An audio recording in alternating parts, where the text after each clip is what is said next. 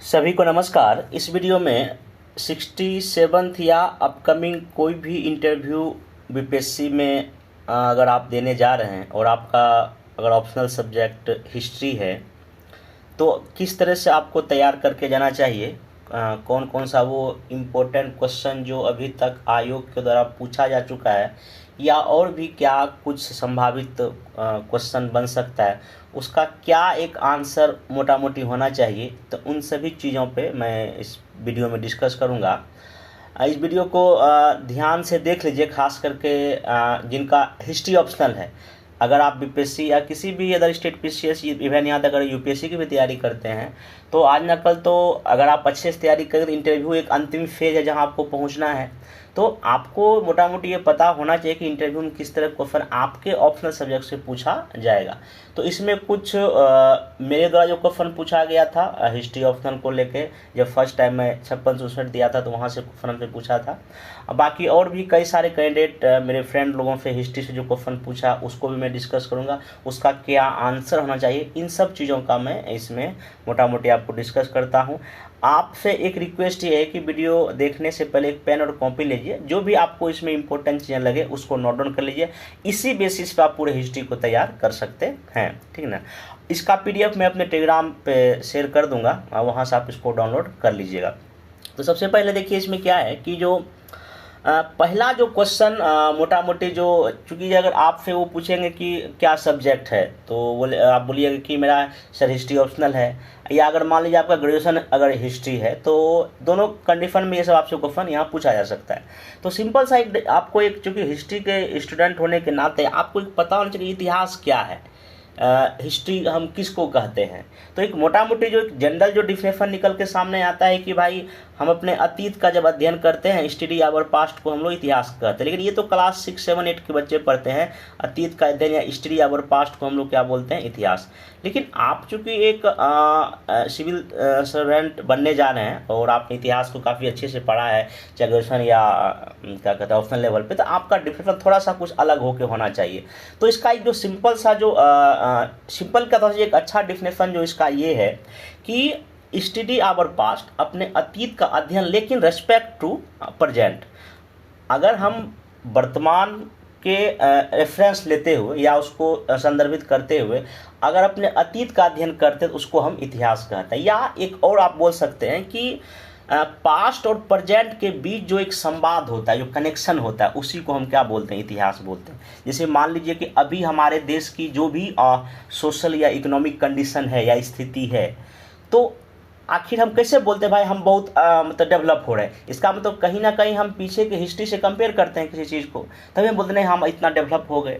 तो कहने का मतलब ये है कि हिस्ट्री का जो एक आप जो डिफिनेशन अगर देना चाहते हैं अगर बोर्ड के सामने, आप ये बोल सकते हैं कि सर इन जनरल कि जो हिस्ट्री जो है सर पास्ट का अध्ययन है, लेकिन हाँ उसको हम वर्तमान के रेफरेंस में या वर्तमान के रेस्पेक्ट में पढ़ते हैं, या पास्ट और प्रेजेंट का एक तरह का कहीं ना कहीं सर ये संवाद है।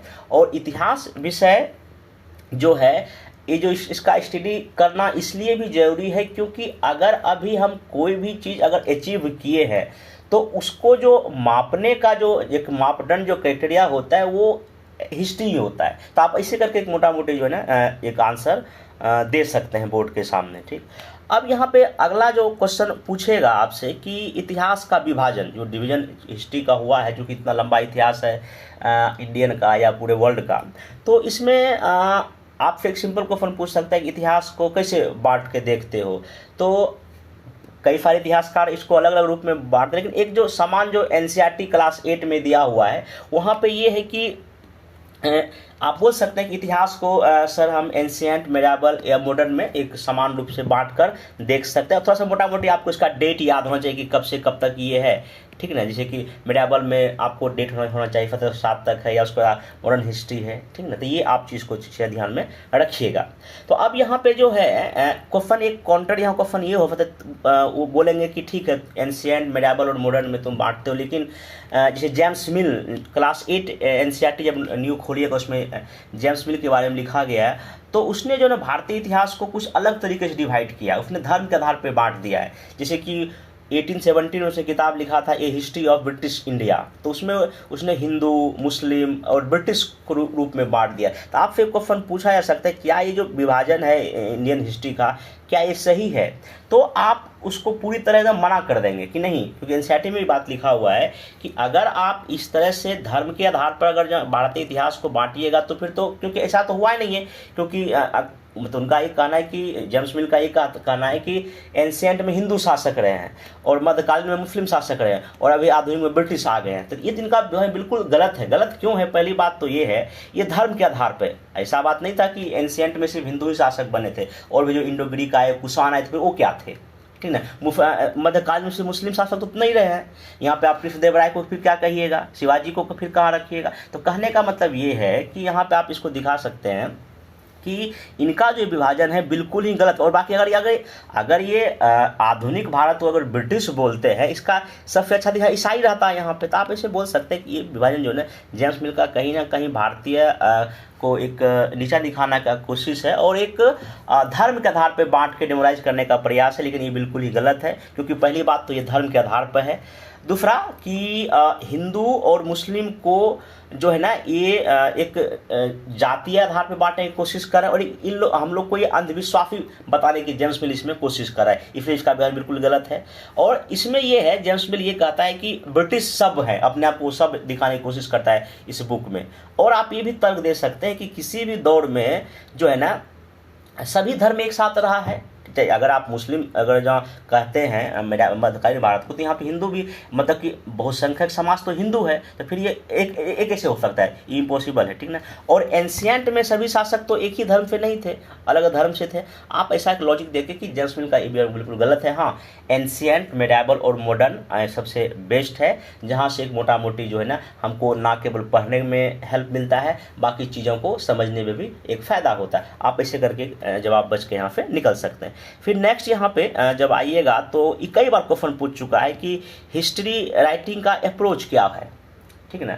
तो हिस्ट्री राइटिंग का जो अप्रोच, जो दृष्टिकोण, लेखन का क्या दृष्टिकोण है, इसमें कई तरह के हैं। तो अभी जो सबसे जो लेटेस्ट में चर्चा है वो भी बताऊंगा मैं इसमें, क्योंकि यहाँ से क्वेश्चन पूछा जा सकता है। देखिए, इतिहास लेखन की जो परंपरा है, अप्रोच है, उसमें एक है उपनिवेशवादी, इसको बोलते हैं कोलोनाइज्ड। दूसरा है राष्ट्रवादी, नेशनलिस्ट। तीसरा है मार्क्सिस्ट या मार्क्सवादी। अभी एक जो है ना न्यू आप कह सकते हैं, उसका नाम ये मैं यहाँ नीचे लिखा हूँ, इसको बोलते हैं हम लोग सब अल्टर्न, या जिसको हिंदी तो है इसका कोई विशेष नहीं, लेकिन हाँ फिर भी इसको आम नागरिक को जो है ना बेस बना के इतिहास लिखा गया है। थोड़ा सा यहाँ आपको इसके बारे में जानकारी होना चाहिए, क्योंकि एक इतिहास के स्टूडेंट होने के नाते अगर कोई और बुक ओपन कीजिएगा तो इतिहास लेखन का क्या अप्रोच रहा है, यहाँ तक कि विपिन चंद्रा की जो बुक है उसमें भी दिया गया, और भी बी एल ग्रोवर की बुक में है इसके अप्रोच के बारे में। तो आपको अप्रोच पता होना चाहिए। तो सबसे पहला जो इसमें है कि जब हमारे देश में ब्रिटिश लोग आए तो उसने इतिहास लिखने की परंपरा को कहीं ना कहीं शुरू किया। तो उसमें सबसे पहला जो उपनिवेशवादी या जो कोलोनाइज जो अप्रोच है लिखने का, इसका ये जो स्टार्टिंग में सबसे पहले ये एक बुक लिखा गया, early history of India, Vincent Smith ने। और इसमें इस बुक में फिर जानबूझ के भारत में ये विदेशियों की भूमिका को महत्व देता है कि नहीं, इंडिया में तो हमेशा अटैक ही होता है, चाहे वो सिकंदर हो, ईरानी हो, कुषाण हो, या क्या कहते हैं मध्यकाल में हो या अभी हो। तो ये जो है ना कहीं एक उपनिवेशवाद को स्थापित करने के लिए जो है ना ये अपना ऐसा तर्क देता है, ठीक है ना। ये ध्यान रखिएगा। इसमें भी जो है, और ये भारतीयों को कहीं ना कहीं नीचा दिखाएगा, तभी तो उसका आगे चीज़ें बेहतर होगा।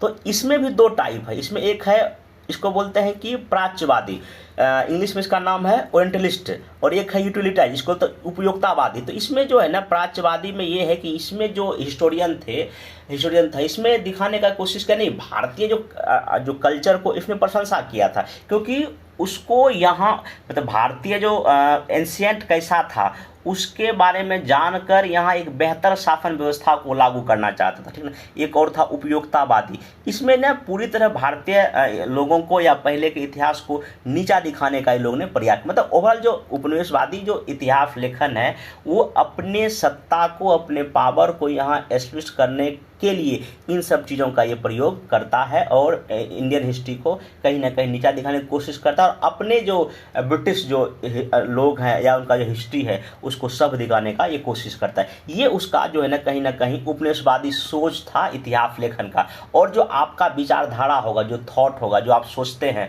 वो आपके लेखन कला में भी दिखाई पड़ता है। इसलिए जो है ना इतिहास में जो है ना वस्तुनिष्ठ या ऑब्जेक्टिव होना थोड़ा सा मुश्किल हो जाता है, क्योंकि जब इतिहास की लेखन होता है तो आप किसी न किसी विचारधारा से जो है ना प्रभावित होकर इतिहास लिखते हैं, ठीक ना। इसलिए आप कोई भी अगर अप्रोच देखिएगा सब में जो है ना विचारधारा आपको ऑब्वियसली झलक दिखाई पड़ेगा। आप ऐसे करके ये नॉलेज होना जरूरी है, बोर्ड मेंबर के जाने से पहले आपके पास ये नॉलेज होना जरूरी है, और इसको आप लिख लीजिए जो मैं बोल रहा हूँ, ठीक ना।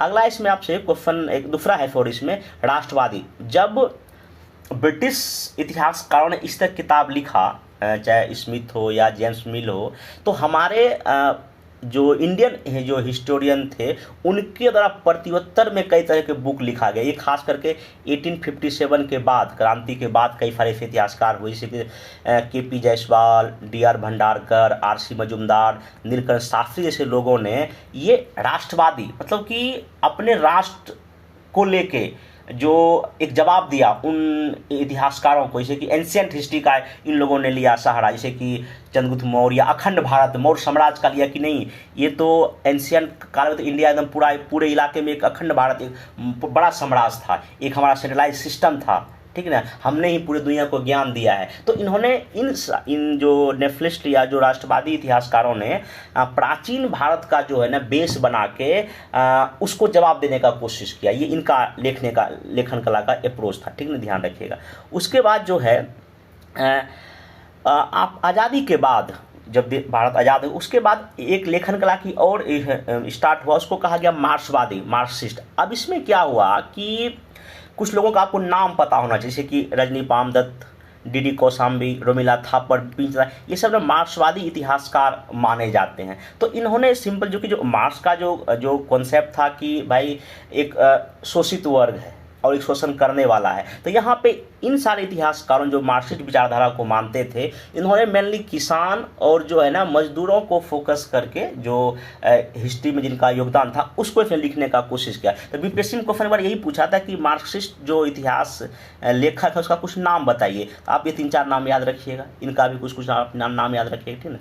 अभी 1980 के बाद जो है ना एक और जो अप्रोच आया है उसको हम बोलते हैं सब अल्टर्न, या इसको क्योंकि जो अभी तक जो चाहे वो आपका उपनिवेशवादी इतिहासकार हो या नेशनलिस्ट हो या मार्क्सवादी हो, इन्होंने इतिहास में जो एक आम नागरिक है, जो दबे कुचले लोग हैं, उनको बहुत बेहतर ढंग से लोग रिप्रेजेंट नहीं कर पाए। इन लोग विचारधारा की लड़ाई में जो है ना अपने को आगे बढ़ाने का कोशिश किया। तो यहाँ पे एक जो अभी इन्हीं का भी हाल ही में 2023 में इनकी मृत्यु हुई है, रंजीत गुहा, ये मतलब कि जनक कहे जाते हैं सबअल्टर्न इतिहास लिखने की परंपरा को। ये पूछा जा सकता है ये कौन है, और बहुत ही फेमस क्वेश्चन करंट का ये हो सकता है, मतलब इतिहास में अगर करंट से जुड़ा आप पूछा तो ये आपसे पूछा जा सकता है। तो यहाँ पे सबअल्टर्न का मतलब ये है, इनका ये मानना था कि सिर्फ किसान मजदूर ही नहीं किसी भी मतलब इतिहास में या स्वतंत्रता संग्राम में भाग लिया, बल्कि जो जनजाति हैं, जो दबे कुचले लोग हैं, जो बहुत ही समाज के अंतिम पायदान पे जो खड़े व्यक्ति, उसका भी इतिहास है,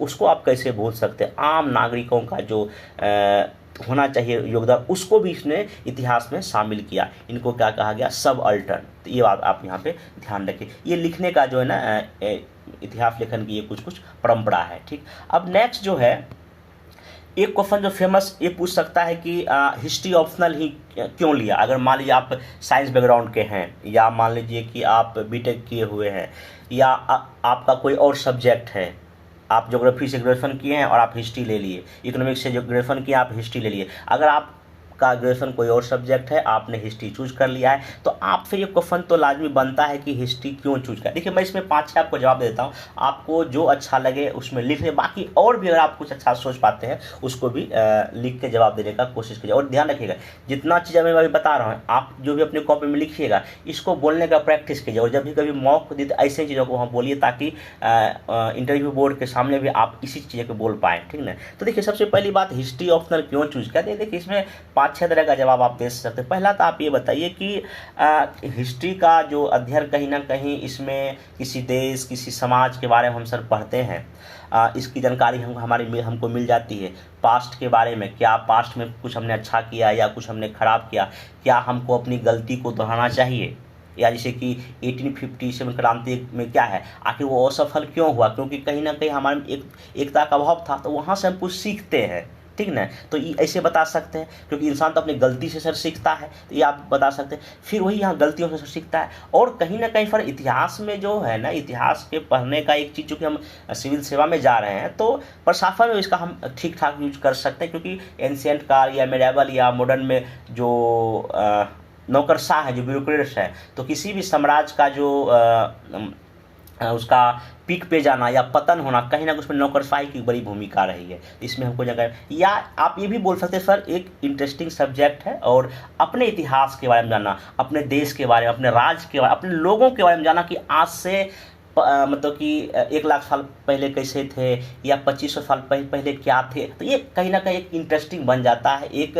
साइंस बैकग्राउंड होने के नाते। तो हमको लगा कि इस सब्जेक्ट मेरे लिए ठीक है। दूसरा कि सर इसमें स्टडी मटेरियल भी ठीक है, और 1-2 हमारे सीनियर ने भी मैं उनसे सलाह लिया था, चूँकि मैं नया था इसमें, तो सीनियर ने सलाह दिया कि नहीं हिस्ट्री ठीक सब्जेक्ट, हाँ कुछ वास्ट है, लंबा है, लेकिन हाँ चीज़ें अगर सिस्टमेटिक में पढ़ाए तो इसमें अच्छे मार्क्स भी लाए जा सकते हैं, और जीएस में भी इसका प्रयोग है। तो आप ऐसे करके जितना भी जवाब दिया, इसको आपको जो अच्छा लगे 2-3 पॉइंट निकाल के एक कॉपी में लिख लीजिए। ओके, अब यहाँ पे डायरेक्ट क्वेश्चन ये पूछेगा, ठीक है इतना आप बोल रहे हैं, तो बताइए प्रशासन में इसका क्या यूज कीजिएगा, एग्जाम्पल के साथ बताइए 1-2। तो आप 1-2, क्योंकि वहाँ पे 1-2 आप एग्जाम्पल दे सकते हैं। आप सिंपल ये बताइए कि जैसे या मौर्य एम्पायर हो, या गुप्ता वंश हो, या क्या कहते हैं दिल्ली सल्तनत हो, या मुगल एम्पायर, ये सारा का कहीं ना कहीं सफलता किस पे डिपेंड करता है, उनके जो नौकरशाह थे। तो आप सर बोलिए कि सर हिस्ट्री में हम कई सारे वंश को पढ़े, कई सारे साम्राज्य को पढ़े, और हमने उसमें पढ़ा कि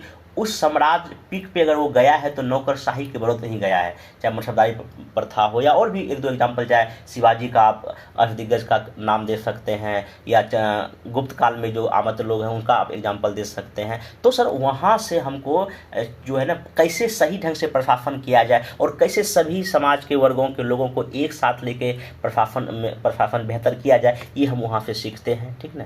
ये बता सकते। या उसके बाद ये बताइए कि अगर हम इतिहास अगर हम पढ़ते हैं तो कहीं ना कहीं समाज के बारे में, वहाँ के सामाजिक आर्थिक के बारे में जानते हैं, वहाँ के कल्चर के बारे में जानते हैं, वहाँ के गीत के बारे में जानते हैं, तो हमको प्रशासन करना कहीं ना कहीं आसान होगा। इसी का मान लीजिए कि अब बिहार का इतिहास आपने अच्छे से पढ़ा हुआ है, तो जैसे मिथिलांचल है, या क्या कहते हैं वहाँ का क्या आर्ट एंड कल्चर है, एंशिएंट में मोर कला क्या था, हिस्टोरिकल प्लेस के बारे में हम जान पाते हैं, जो हमको आगे कहीं ना कहीं प्रशासन में यूज देगा। तो आप ऐसे करके 5-6 पॉइंट यहाँ पे निकाल लीजिए, जो कि आप उसको रिप्रेजेंट वहाँ पे कर पाए। ओके, तो नेक्स्ट जो है ना, अब एक क्वेश्चन इसमें ये भी पूछ सकता है, आपको हिस्ट्री में क्या अच्छा लगता है। ये बहुत ही पॉपुलर क्वेश्चन है, हो सकता है पहला क्वेश्चन आपको ये पूछ लिया जाए, हिस्ट्री में कौन सा पार्ट आपको अच्छा लगता है। तो आप सिंपल ये बोलिए कि पढ़ाई के दौरान, मतलब कि जब मैं ऑप्शन तैयार कर रहा था या कर रही थी, तो मैंने सारे, चूँकि सिलेबस में जो पार्ट था एंशिएंट, मेडिएवल, मॉडर्न और वर्ल्ड, मैंने सारे पढ़ने का कोशिश किया है, और मेंस में अच्छा मतलब कि मैं अटेम्प्ट करके आई हूँ क्वेश्चन।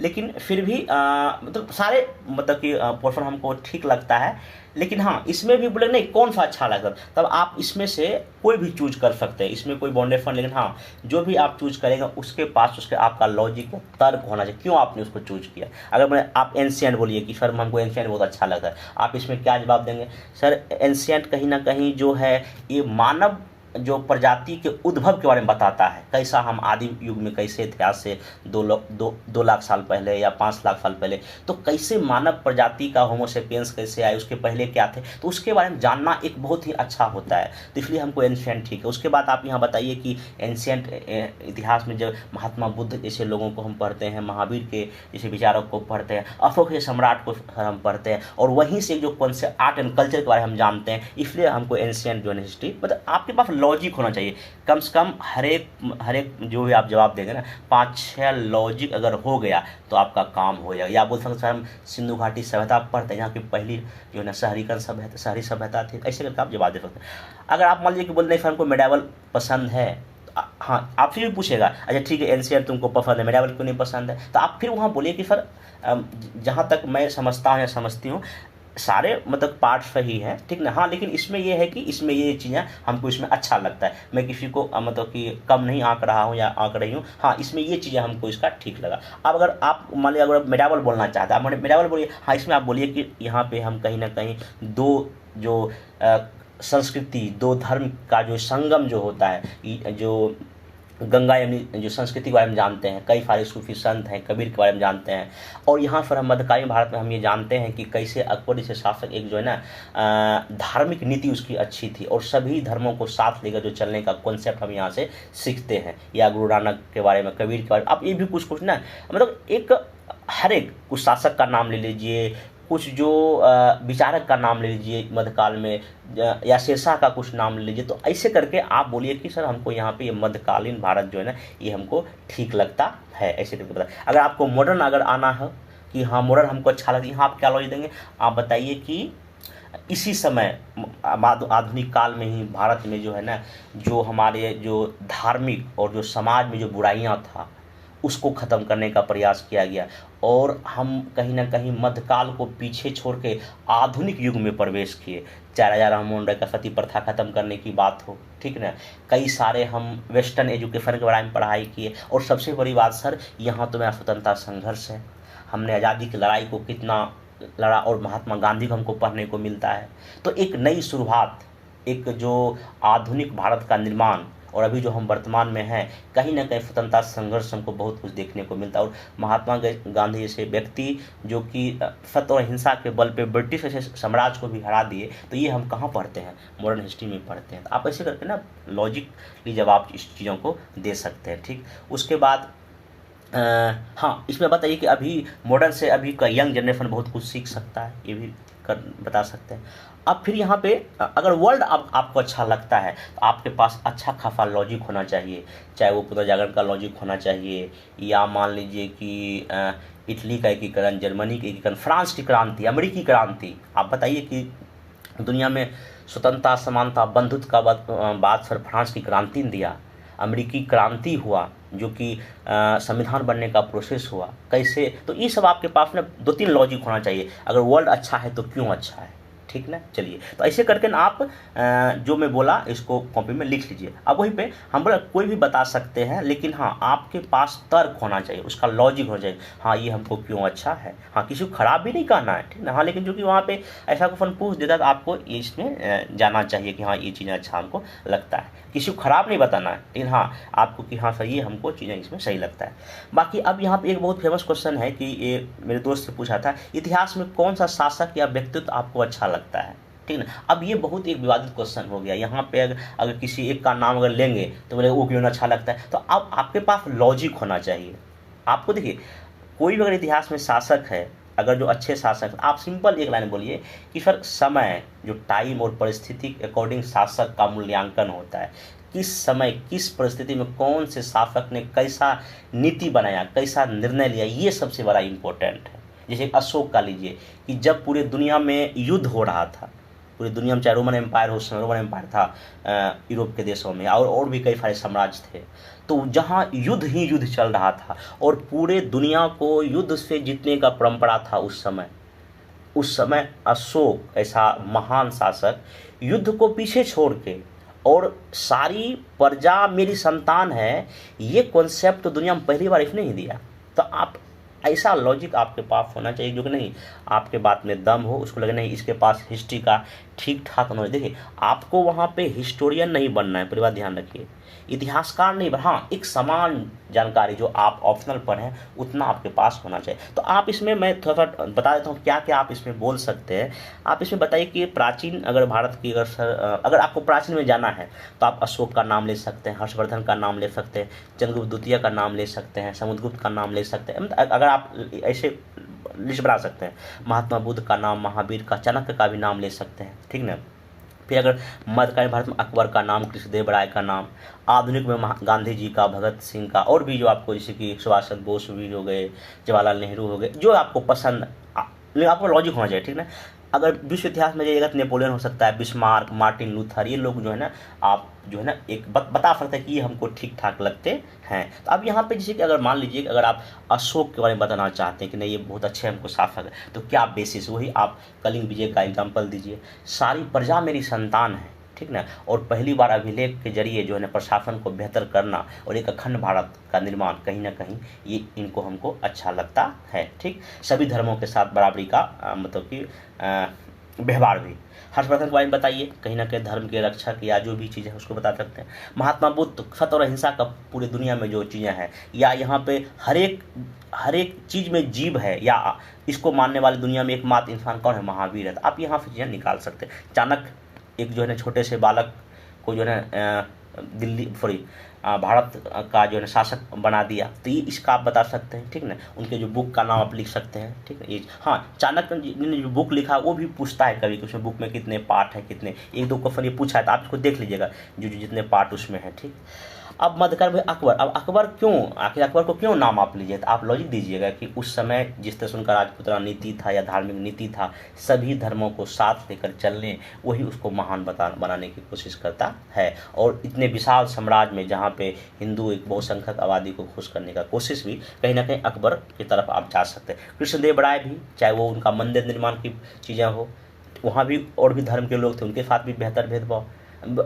मतलब व्यवहार हो रहा है। कृष्णदेव राय के पास आप जा सकते हैं। ठीक है ना, आधुनिक जी में गांधी जी के पास आप एकदम बेहतरीन जा सकते हैं। हाँ, लॉजिक ज़बरदस्त होना चाहिए। देखिए गांधी जी का क्या हमारे स्वतंत्रता संघर्ष में, देखिए हम लोग मैथ्स में बहुत लंबा भाषण लिख के आते हैं, ये था वो था, लेकिन अगर आपको इंटरव्यू में जवाब देना पड़ेगा तो आप एक लाइन जरूर बोलिए कि गांधी जी ने भारतीय लोगों के मन में आज़ादी का भूख जगा दिया। देखिए गांधी जी के पहले और भी कई सारे स्वतंत्रता सेनानी हैं, जैसे कि आप चाहे दादा भाई नौरोजी का लीजिए, बाल गंगाधर तिलक जी का लीजिए, सब लोग हैं, लेकिन पहली बार गांधी जी ने लोगों के मन में ये विश्वास दिलाया कि नहीं आज़ाद हो सकते हैं, भूख जगा दिया, वो भी सत्य और अहिंसा के बल पे। और सबसे बड़ी बात है कि इनके कथनी जो बोलते थे, इनकी कथनी और करने में कोई विशेष अंतर नहीं दिखाई पड़ता है, और एक आम जो नागरिकों की वेशभूषा में रह रहे हैं, तो ये एक जो है ना एक आकर्षित पर्सन बन जाते हैं।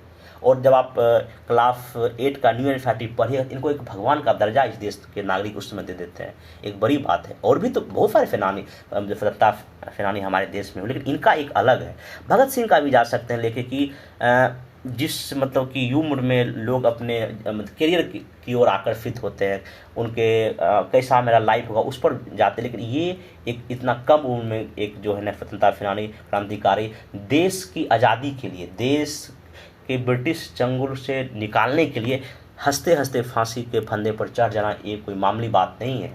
तो आप यहाँ से भी इनको लेकर जा सकते हैं। ठीक, तो देख लीजिए इसमें जो भी आपको अच्छा लगे। बाकी बिस्मार्क को भी, जैसे कि इटली का एकीकरण है या उनका जो राजनीतिक जो कूटनीतिक चालें हैं, तो ये भी ठीक ठाक यहाँ माना जाता है और आज भी इसका रिलेवेंस है। या नेपोलियन का भी क्रांति को कैसे आगे बढ़ाया, तो ये सब चीज़ में दिखा सकते हैं।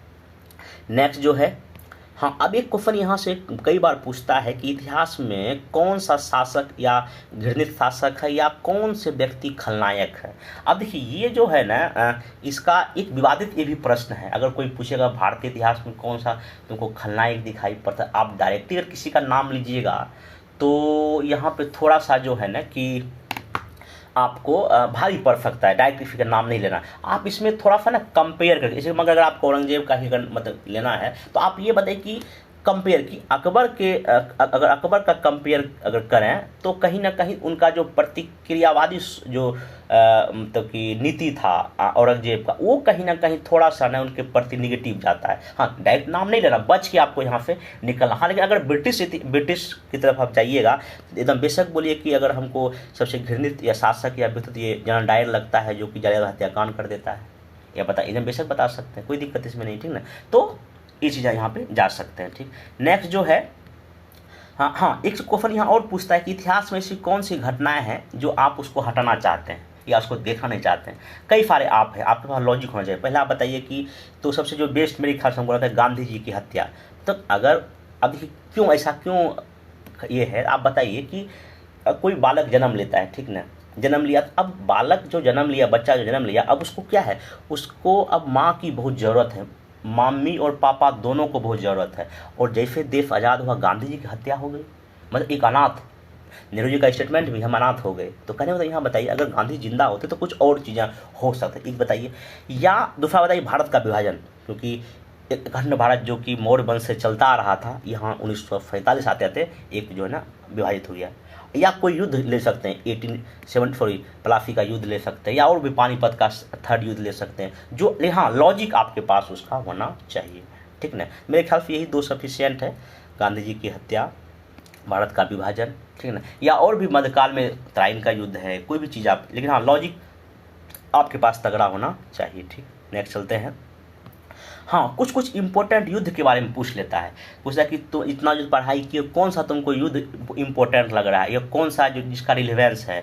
तो आप जैसे कि तराइन का एक दो युद्ध है, या पानीपत में जो जितना भी युद्ध हुआ है, जैसे पानीपत का तृतीय युद्ध है, तो उसमें जो मराठा जैसे हारता है तो वो आप ध्यान रखिए, या पानीपत प्रथम या द्वितीय। तो कुछ कुछ इंपॉर्टेंट युद्ध या प्राचीन काल में जो कुछ कुछ युद्ध है ना, उसमें आप उसको ध्यान में रखिएगा, उसका क्या इतिहास में प्रभाव पड़ा ये भी आपसे पूछा जा सकता है, ठीक। नेक्स्ट चलते हैं। हाँ अब एक क्वेश्चन बहुत विवादित ये भी होता है कि आपको कभी कभी क्या कहते हैं ना, शासक में कंपेयर करना पूछ देता है, जैसे पूछेगा कि अशोक अकबर में कौन महान है। तो अब ये तो बहुत ऐसा समझ बड़ा क्वेश्चन है कि क्या आदमी बोलेगा, अगर आप बोलिएगा नहीं अशोक महान है तो बोलेगा फिर अकबर क्या है, तो यहाँ तो आप फंस जाते हैं। आप सिंपल ये एक जो इसका जो लाइन है बोलना ये है कि अशोक या अकबर महान शासक है या नहीं, मतलब इसका मूल्यांकन सर उसके समय और परिस्थिति, उनकी नीति को जाते हैं। दोनों ही शासक अपने समय के अनुसार, अपने साम्राज्य के अकॉर्डिंग के अनुसार बेहतर काम किए हैं, दोनों अपनी जगह महान है। अशोक का जो है जिस समय पूरी दुनिया में युद्ध ही युद्ध था, और युद्ध के जरिए जो है ना पूरे साम्राज्य को जीतने की परंपरा थी, उस जगह अशोक जो है ना युद्ध से पीछे हट के सद्भाव पे आ जाते हैं, ठीक ना, जनता में नैतिकता की बात करते हैं, तो इसलिए वो यहाँ महान है। और यहाँ बताइए अकबर के समय में जब एक मध्यकालीन भारत में कहीं ना कहीं जो आक्रमणकारी, खासकर मुस्लिम आक्रमणकारी जो है ना, जब धर्म परिवर्तन की बात यहाँ हो रही है, उस समय अकबर जो है ना सभी धर्मों के साथ एक बेहतर में एक बराबर व्यवहार करने का निर्णय लेना, ये इसकी धार्मिक नीति की वजह से अकबर क्या है, महान है। चाहे इनका और भी सांस्कृतिक काल में आप इसका दिखा सकते हैं, तो समय और परिस्थिति के अनुसार दोनों शासक महान है, ठीक ना, अपने अपने जगह ऐसे करके। या और किसी में तुलना आ जाए आपको यही जवाब देना है कि ये ध्यान रखिए, क्योंकि यहाँ से क्वेश्चन आपको क्रॉस क्वेश्चन करेंगे वो लोग। हाँ कुछ कुछ महिला शासक का नाम आप याद रखिए, जैसे कि जो है ना रुद्रम्मा देवी है साउथ इंडिया में, और भी कई सारे झांसी की रानी हैं, या बिहार में कई सारी जो है ना जो महिला स्वतंत्रता सेनानी, उनका नाम आप कम से कम 8-10 तो नाम याद रखिए, जो कि जो फीमेल हैं कैंडिडेट, उनको तो ये नाम याद होना ही चाहिए कि इतिहासकार में कुछ महिला शासक का नाम बताओ, तो आप लिख लीजिए, गूगल में सर्च कर सकते हैं, ठीक है। अब कुछ कुछ इतिहास में ना गोल्डन काल का समय, जैसे कि क्या कहते हैं आपका जो गुप्त वंश को स्वर्ण युग क्यों कहा जाता है, तो आप उसके पास लॉजिक होना चाहिए कि हाँ सब कुछ में स्वर्ण युग सर नहीं था, हाँ कुछ कुछ में था, लेकिन मतलब कि जो लिखने की परंपरा कालिदास हो या वरामिरी हो, इनमें हाँ, लेकिन कुछ भी वहाँ पे गरीबी या जो चीज़ वो समानता थी, तो वो आप बता सकते हैं। स्वर्णकाल का एक कॉन्सेप्ट ये पूछ सकता है इसमें, ठीक। अब ये इतना सारा इतिहास से क्वेश्चन होने के बाद आपको जो है ना बिहार का इतिहास के बारे में आपके पास थोड़ा थोड़ा नॉलेज होना चाहिए, कि देखिए एंशियंट हिस्ट्री तो पूरा जो बिहार पढ़िए या वर्ल्ड इंडिया पढ़िए लगभग सेम है। अशोक के बारे में, महावीर, महात्मा बुद्ध, महावीर के बारे में आपको ठीक ठाक पता होना चाहिए, हरियक वंश के बारे में आपको पता होना चाहिए, मगध एम्पायर के बारे में पता होना चाहिए, जनपद के बारे में आपको पता होना चाहिए, क्योंकि जनपद से क्वेश्चन पूछता है, जैसे कि अंग जनपद का कहाँ अभी कहाँ है, या किस उसका डिस्ट्रिक्ट, उसका राजधानी कहाँ था, मगध का। तो आपने एंशियंट में महाजनपद को काफ़ी अच्छे से करेंगे, ठीक ना। आखिर मगध महाजनपद ही क्यों इतना पावरफुल हुआ, क्या इसका वजह था, ये पूछता है, ठीक ना। उसके बाद जो है ना हाँ हमसे ये क्वेश्चन 56 से 59 मेरा हिस्ट्री और एलडब्ल्यू ऑप्शनल था, तो वहाँ हमसे ये पूछा था कि जो सारे महाजनपद में यही क्यों हुआ, मतलब कि शक्तिशाली क्यों बना, क्यों साम्राज्य स्थापित, वही 5-6 कारण उसका कि जो है आपका हाथी जंगल में हाथी था, फिर उसके बाद वहाँ गंगा नदी के आसपास रिसोर्स था, ठीक ना, लोहे का, तो ये सब आप यहाँ पे जवाब कर सकते हैं। फिर उसके बाद जो है ना एंशियंट जब आइएगा तो इसमें फिर यहाँ पे मेडिवल हिस्ट्री में खास करके जो कुछ जो भारत बिहार में जो इतिहास है, जो मिथिलांचल के क्षेत्र में जो कुछ न्यायदेव कर्नाट डायनेस्टी है, उसको आपको पता होना चाहिए। शेरशाह सूरी के बारे में बहुत अच्छे से पढ़ लीजिए। शेरशाह सूरी और अकबर में कंपेयर आपसे पूछेगा। तो बस वही बात है, समय परिस्थिति आपको महानता की ओर लेके जाना है। उनका ये कार्य अच्छा है, इनका ये कार्य अच्छा है, ठीक ना, बस ये चीज़ है। तो फिर से अगर आपको अच्छे से पता होना चाहिए, ठीक ना। फिर मॉडर्न हिस्ट्री में बिहार में जब आइए तो वीर कुंवर सिंह का क्या है, उनका पूरा अच्छे से पता होना चाहिए, ठीक ना। फिर पीर अली कौन थे, क्योंकि बहुत चर्चा में रहे हैं, ठीक ना। उसके बाद फिर जो महिला क्रांतिकारी का नाम बिहार के इतिहास में आपको पता होना चाहिए। बाकी एक बार और मतलब कि मॉडर्न हिस्ट्री में जो महात्मा गांधी का जब बिहार आगमन होता है और भी जो व्यक्तित्व है बिहार के इतिहास में, उसको एक बार क्या कहते हैं KBC नैनो बुक से एक बार रिवाइज कर सकते हैं, चीज़ें वहाँ से आपका हो जाएगा। वहाँ पूछ लेते हैं कभी क्रांतिकारी जितने भी हैं बिहार के, वो भी पूछ लेता है। 11 अगस्त की घटना पूछ लेते हैं 1942 का, जो पटना फौजवाड़े में कांड में हुआ था, तो उसका नाम एक दो को पूछ लेते हैं, या क्या हुआ था उसमें, ये सब पूछता है। या जो है ना मुंगेर में जो तारापुर का जब भी बहुत चर्चा में रहा है, क्योंकि उनको तारापुर दिवस मनाया जाता है बिहार सरकार के द्वारा, वो पूछ सकता है क्या था, ठीक है, सब ध्यान रखिए। बाकी ये तो हो गया। अब वर्ल्ड हिस्ट्री में कुछ आपको तैयार करके जाना चाहिए। वर्ल्ड हिस्ट्री में क्या कीजिएगा, देखिए वर्ल्ड हिस्ट्री में जो है इसमें आप जा सकते हैं, इसी पूरा जागरण का कॉन्सेप्ट पूछ लेता है कभी कभी। मार्टिन लूथर के बारे में पूछ लेता है, ठीक ना, उसमें प्रोटेस्टेंट था, ठीक है, ये सब इनका क्या कॉन्सेप्ट था।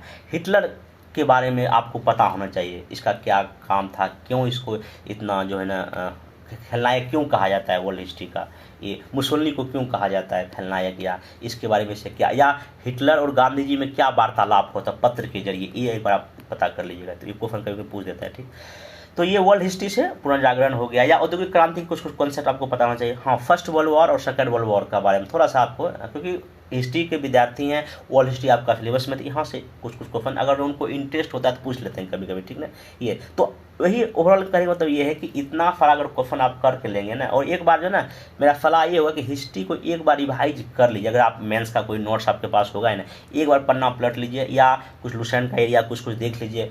क्योंकि एक बार ने पूछ दिया कि स्वदेशी मूवमेंट में जो है ना पंजाब में कुछ नेता का नाम बताओ, तो ये पूछ लेते हैं उस समय। तो इस कुछ क्वेश्चन पूछा जाता है, फैक्चुअल भी कुछ क्योंकि BPSC में जो एग्जाम इंटरव्यू लेते हैं ना, हिस्ट्री तो खैर सबको पढ़े रहते हैं, तो कुछ ना पूछ ही देंगे। अगर आपका पास अगर नहीं भी हिस्ट्री अगर आप ऑप्शनल है, तो ऐसे भी क्वेश्चन पूछ लेंगे वो, जैसे कि बख्तियार खिलजी के बारे में कभी पूछ लेते हैं वो लोग। तो यहाँ पे थोड़ा सा आपको पता होना चाहिए, ठीक ना। तो इतना कीजिए। हाँ, यूरोपीय कंपनी का आगमन, जब हमसे ना पहली बार यही क्वेश्चन पूछा था कि क्वेश्चन ये था उनका कि यूरोपीय कंपनी इंडिया, उस समय बहुत सारी कंपनी आई थी, तो ऐसा कौन सा कंपनी था जो वहाँ की सरकार ने परमिशन दिया था, लेकिन बट वो इंडिया नहीं आ पाई थी। तो हमको बिल्कुल नहीं पता था, तो हम सॉरी बोल दिए। तब वो खुद ही बोले इटली था, इटली को वहाँ परमिशन मिल गया, तो वो यहाँ पे इंडिया वो नहीं आ पाया। अब ये सब क्वेश्चन तो किसी किताब में भी दिया। हाँ देखिए, एक चीज़ है, एक जो है रामबाण ये है कि अगर किसी क्वेश्चन का जवाब नहीं आपको पता है, बहुत ही मतलब कि एक नॉर्मल तरीके से, सॉरी सर मैं इसको आगे पढ़ लूँगा या मैं इसको जानने का प्रयास करूँगा, ठीक ना। अगर कहीं कोई विवादित प्रश्न आ जाए और आप वहाँ फंस गए, तो आप सिंपल एक लाइन ये बोलना है कि जहाँ तक सर मेरी समझ है, ये सबसे बेस्ट तरीका है। जहाँ तक सर मैं अभी सोच पा रहा हूँ या सोच पा रही हूँ, उनसे लड़ना नहीं है आपको, बहुत ही पोलाइटली आपको एकदम विनम्र होके, जहाँ तक मैं सोच रहा हूँ, जहाँ तक मैं अभी बता पा रहा हूँ, इतना ज़्यादा आपको एग्रेसिव मोड पे नहीं आना है। ऐसे करके वो आराम से सॉरी बोल देना, फिर इसका नहीं जानता मैं आगे इसको पढ़ लूँगा, ऐसे करके आप करेंगे, ठीक ना। तो ये जो है मोटा मोटी आप इतिहास को लेके, तो एक बार फिर से बोल देता हूँ, एंशिएंट, मेडाइवल, मॉडर्न, वर्ल्ड और बिहार का एक बार मोटा मोटी रिवाइज कर लीजिए, कॉन्फिडेंस रहिए, और कुछ का आंसर लिख लीजिए। आपने ये क्यों लिया, इसका क्या प्रथम यूज है, ठीक ना। जो कुछ शासक के बारे में कुछ फैक्ट भी कभी पूछ लेगा, तो क्योंकि वो रेंडमली ऐसे कोई फैक्ट आपसे पूछ लेंगे, फैक्ट का जवाब आपको पता है या नहीं उसमें उनको कोई मतलब, बस ऐसे आपसे वो आपका रिएक्शन देखना चाहते हैं कि ये फैक्ट क्वेश्चन आपको जब आता है तो आप क्या रिएक्ट कैसा करते हैं। आप आराम से सॉरी बोल सकते हैं, सॉरी भैया मैं याद नहीं कर पा रही हूँ, ठीक ना, ऐसे करके। इन्हीं को मैं जानता ही नहीं सर, मैं भी याद नहीं कर पा रही हूँ, रिकॉल नहीं कर पा रही हूँ। ये इंटरव्यू का जो है एक अच्छा जवाब माना जाता है। बाकी मैं एक वीडियो बनाऊंगा जहाँ पे किस तरह से सारे प्रश्नों का जवाब दिया जाए, तो उसको मैं यहाँ पे करूँगा, ठीक। तो ये हो गया इतना मोटा मोटी, तो इसको आप, हाँ बाकी जो है ना 67 जिनका होगा, तो मॉक कराया जा रहा है, अभी तो ऑनलाइन कराया जा रहा है, 1 बाय 1 इंस्ट्रक्शन करा रहा हूँ। बाकी जैसे रिजल्ट आ जाएगा तो पटना सेंटर पे भी मॉक इंटरव्यू करा लेंगे। अभी दिल्ली में चल रहा है, तो जिनको भी देना है तो ये नंबर दिया गया है, तो आप एक बार कॉन्टेक्ट कर सकते हैं मॉक के लिए। बाकी अगर कोई भी इंटरव्यू से संबंधित कोई भी प्रश्न हो, कोई भी किसी भी सब्जेक्ट का हो, तो आप यहाँ व्हाट्सअप या यहाँ पे कॉल करके पता कर सकते हो। क्योंकि देखिए क्योंकि कई लोगों को ना इंटरव्यू के बारे में बहुत कुछ नहीं पता होने की वजह से दिक्कत हो जाता है, ठीक ना। और चूँकि एक्सपीरियंस है तो मैं ठीक ठाक गाइड कर सकता हूँ इसमें, कोई बाकी और भी इसमें लोगों को मैं जोड़ा हूँ, सिलेक्टर जो लोग हैं वो भी आपको गाइड करेंगे। बाकी देखिए कोई भी कहीं ख़राब नहीं कराते, लेकिन हाँ आपको ना आप अपने लेवल पे खुद से अच्छे से तैयार होके जाइए। इंटरव्यू मुश्किल से आपका वहाँ 15 से लेकर 18 मिनट तक 20 मिनट तक चलता है, किसी किसी का 25 मिनट भी चलता है। आराम से वही 15-20 मिनट आपको जाना है। जो आपको अच्छे से जवाब आ रहा है एकदम अच्छे से देना है, जो नहीं जानते अच्छे सॉरी भी बोल देना है, ठीक ना। आराम से अपने आपकी बातों में लॉजिक होना चाहिए। जहाँ भी कहीं हाइपोथेटिकल क्वेश्चन हो जाए, विवादित प्रश्न हो जाए, वहाँ आपको बीच का रास्ता, मध्यम मार्गी, महात्मा बुद्ध ने क्या कहा था कि मध्यम मार्गी बनो, तो आपको बीच का रास्ता निकाल के चीज़ें करना। बाकी और भी कई सारे क्वेश्चन आगे हम इसको जिक्र करेंगे। तो ये आज का इतिहास था। बाकी अगले किसी वीडियो में LSW हो गया या और भी जो सब्जेक्ट है उस पर भी मैं बात करूँगा, जिससे हमको टाइम मिलेगा। तो अब मिलते हैं नेक्स्ट वीडियो में। Thank you.